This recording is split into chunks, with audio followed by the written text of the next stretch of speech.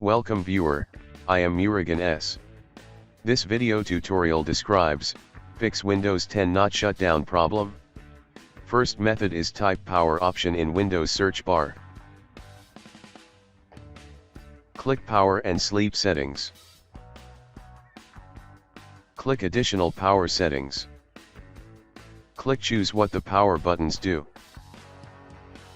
Click change settings that are currently unavailable.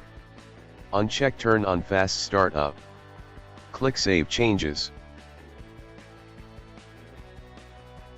Second method is type CMD in Windows search bar.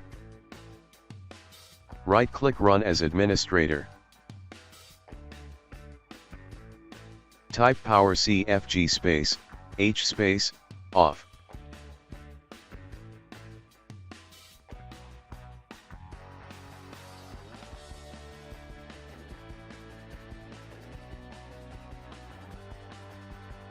I hope this video tutorial helps to you. Please like, share and don't forget to subscribe my channel. Thank you very much.